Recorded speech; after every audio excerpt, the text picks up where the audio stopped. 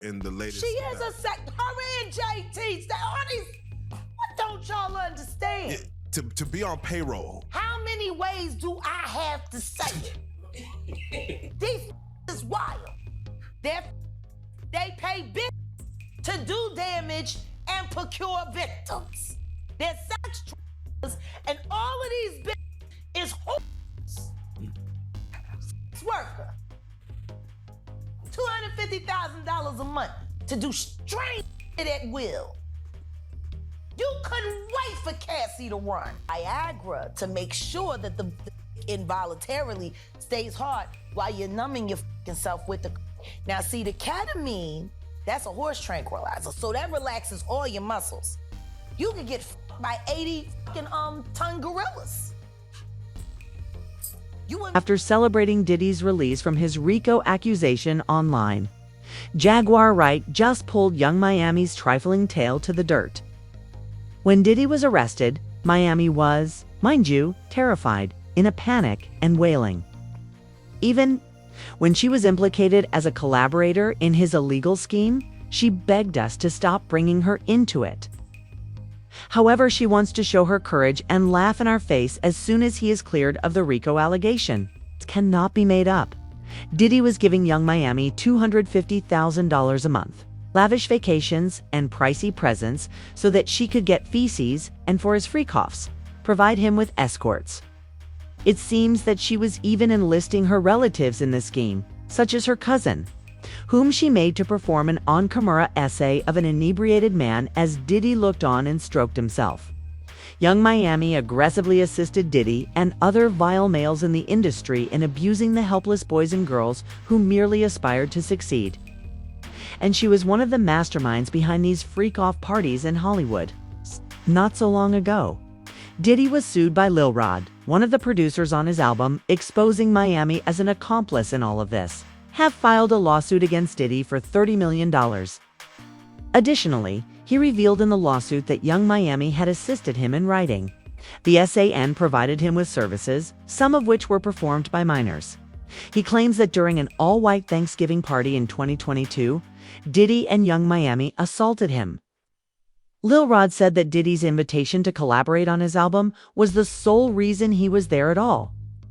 However, as you are all already aware, Diddy invited Lil Rod for other reasons. Diddy added drugs to Lil Rod's drink. Additionally, once Lil Rod claimed that when the drugs started to take effect, Miami's cousin rushed into the bathroom while he was inside. She allegedly started him and performed oral acts on him without getting his permission. He tried to push her away and left the bathroom, but Miami's cousin followed him, undressed, and tried to straddle him and have sex with him in front of Diddy. He claimed that Yung Miami was one of the people who received a monthly payment from Diddy to serve as his employee. Which is where things start to become even more intriguing. The accountant, Robin Greenhill, would make sure that any cash payments or wire transfers to ex-employees, KK, Brendan, Paul, Moybound, and Frankie Santella, would also be in charge of making sure that sex workers were paid in cash. Mr. Combs overpaid Robin Greenhill through a wire transfer. Yung Miami, Jade, and Daphne Joy received a monthly compensation for their labor, outlining the defendant's continuous unlawful activity. Therefore, Yung Miami was only receiving VIP treatment since. In contrast to the other women Diddy was having an affair with, she was only getting urinated on, providing him with girls for his freak-offs, and putting her life in danger, too, for his parties. Give him copious amounts of pink. At his parties, Diddy would have a variety of drugs available, including the pink coke. In fact, the prosecutors admitted in court that they discovered some of it in his hotel room on the day of his arrest. Together with astragalus and baby oil bottles, he was obviously getting ready for another freak-off. At first, folks assumed the pink was just a more unusual take on the standard dish, but Jaguar claims that's not the case. Now, if you have been following Diddy's entire situation, you are aware that Jaguar has been close to Diddy before any of us actually realized how evil he really is. She was actually the first to wonder why, if Miami wasn't selling her soul for that check, Diddy would be giving her $500,000 per month. Jaguar said that the pink cup Miami was carrying is actually referred to as a toy on the street. Additionally, it is a concoction of several potent chemicals, such as ketamine, Coca-Cola, Viagra, and any other drug that comes to mind. In reality, ketamine is a horse tranquilizer that keeps you up all night and promotes relaxation. Here's the problem though. While Coca-Cola keeps you awake, it hinders your ability to become sufficiently aroused to participate in a freak-off party. Viagra enters the picture at this point. Anyone who takes it benefits from getting rock-solid hard so they can stay in a freak-off for as long as they want. Therefore, the folks at these freakin' parties are able to beat each other all night long, without ever fading out, since all these different chemicals work together to accomplish different tasks. Therefore, rather than handling each of these issues independently at Diddy's freak-off parties, they now merged everything into this one, which is known as the Pink. And Yung Miami was responsible for providing Diddy with it each time he hosted these events. The party cannot continue without the Pink. This explains Diddy's decision to pay Miami more to carry the Pink in a private plane, and then more to ensure Miami is not inspected at the airport, so he can obtain it whenever he wants to throw a wild party. Pink cane Yung Miami has to bring across. Wait, the two-seat. Yeah, the two-seat. That's what they call it. I found out. I talked to my guy. Because I wanted to be informed. Because people was calling it two-seat, it's calling it the Tunchi. I didn't know which one it was. So I talked to my guy, and my guy filled me in. And then it made perfect sense. Two-seat. Talk to him. With Jaguar. Let's talk. Education. 101. So two-seat is the, but they take the ketamine and cook it up. And they fold it into the. Now, if you don't know what ketamine is what they call on the street special K. It's a veterinary, it's a horse tranquilizer. Now, gay men have been using this for years. See, back in the day, if you went to a gay party or a gay rave, there was certain you will always find on hand. Viagra, ecstasy, special K, and now see, the keep you up all night, but unfortunately, it gives you limp noodle because of with the blood flow. So you wants to fuck with a half-hard dick all night. So that's why you have the Viagra to make sure that the involuntarily stays hard while you're numbing yourself with the. Now see, the that's a horse tranquilizer, so that relaxes all your muscles. You could get by 80-ton gorillas. You wouldn't feel a thing. So now, your is gonna stay hard. You numbed up and you high. You got the in you, so you don't feel. And then you add that to put in the feeling that you've now blocked out, and now you got a party. Freak off cocktail. Yeah. So now the two-seat, they done skipped. They done skipped all the steps. They condensed it. Wow.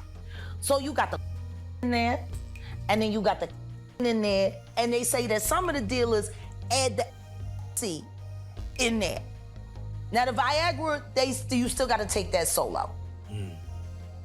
But with the two-seat, you got all of that.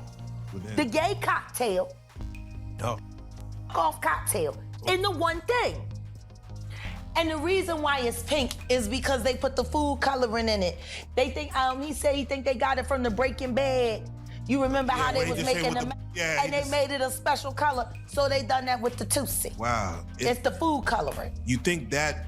As if you need more. When did high not get high enough? Like, I'm trying to understand. Yeah, to the point where you have to fly it across, like, I need that here tonight. Can you get that here? Like, no. I need that here. You got 3 powerful and food coloring. Okay. You are numb. You are wired. You pop that Viagra.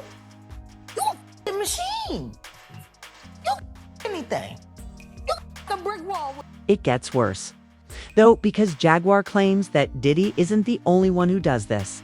These parties are actually hosted by a group of industry professionals and take place in various venues nearly every other night. That Cassie was told to hire male escorts to come in what they call freak-offs now. Yeah. Is that something normal that happens in Hollywood? Yeah. Freak-offs. Yeah. Okay. Everybody know that. I've been saying it. Yeah. How many times I got these is wild. Young Miami can take all that pressure. She on the two-seat. They be thinking these is over here like in the game. They don't feel nothing, that's why they do it. Okay? Miami is different from Diddy's other victims in that she wasn't coerced into doing these things. In fact, she got paid well for it and enjoyed it. She cheerfully acknowledged on her broadcast that she enjoyed getting golden showers in her mouth.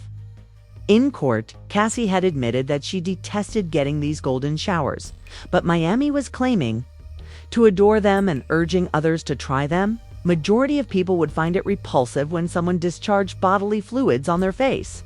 On her talk program, Carisha, Please, Miami freely acknowledged that she likes every bit of it. You got to. It say take a shower if you like golden showers. I do. Golden showers, meaning when the guy pees on you, pee on you everywhere. You like it? I just like it. You do? Freak. Freak of the week, huh? So you say take a shot. You say take a shot? Oh, we need a shot. I take a shot. You like golden showers? I do. But like peeing on you? I don't know. It's just, I don't know. It's just do something. I'm gonna be honest. Hold on, one more thing. I need something a little. So I'm gonna be honest with you. I've never had a golden shower. I did. Did you? I've never had a golden shower. Like, I've given one. Oh, is that the same thing as squirting or? Yeah, they say that. I don't know, but I don't had to go to shower and I like it. I give them. On Twitter, the hashtag Diddy went viral, and many people criticized her for letting Diddy abuse her. The title of her show, Carisha Please, is actually a reference to what the boys and ladies Diddy brings to the freakin' party say to Miami, as they are being sexually assaulted and subjected to physical torment by both Diddy and her, according to Jaguar. In fact, during a contentious online feud with Diddy's other side chick, Gina H., Yung Miami seemed to validate this by telling Gina that she could force her to do anything she wanted and that all she needed to do was phone Diddy. She replied, "If I wanted you to eat, my Diddy would have you on your knees. Be you an eater." Miami put out a tweet a while back and basically was into it with, I guess, one of Diddy's other women. And she basically said, if I wanted you to eat my cat, Diddy would have had you on your knees by now. Do you think that was really like her telling on herself before she knew things were gonna hit the fan? No, like I think that was her being herself because she's a dumb.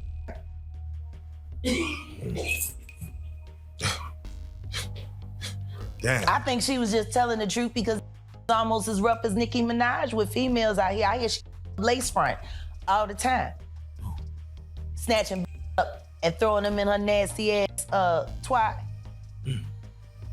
Like when I think of the title of her show, I'm like, is that what your victims be saying? Carisha, please? Oh, man. Damn. Okay. Please, Carisha, stop, Carisha, please. She likes that shit. That shit turns her on. Wow. And her in the sexy red and the Sukianas and all this shit. The saucy Santanas. The whole fucking lot of them. Got sadists. I know a Punisher when I see one. I was a Punisher one time in my life. You know, it takes one to know one. And I used to be hard on but these, they doing I would. Additionally, as I mentioned before, Yung Miami was among the first people to celebrate Diddy's recent acquittal of his RICO charges online. She uploaded this video of Justin Bieber making the cuckold sign as soon as the story began to circulate online, essentially informing everyone that she was now getting the last laugh. People weren't here for this nonsense, though. and they started snooping on her. For example, someone commented, "I don't like the way you use Justin Bieber's image after everything I've heard about him in relation to Diddy. SSA is a sick world." Another said, "She's been strange. Haha." Because of this, JT ought to have achieved fame on her own, but she was afraid to do it or preferred to be a close friend or so on. Young, however, there's no reason Miami can't rap. She was never able. 2. She's really a lovely woman with a fantastic BBL. She's not nothing at all. Before gathering with her team to help her mental health, she could hardly read or speak. Her daughter hasn't changed her, and she's slow. Nothing will. I also stand by my statement. But now I'd like to hear your opinion regarding Jaguar snatching. Yung Miami for praising Diddy. What are your thoughts? What do you guys think about Yung Miami being looked into as an accomplice as well? Tell me what you think in the space provided for comments below. Additionally, remember to click here to view this additional nasty video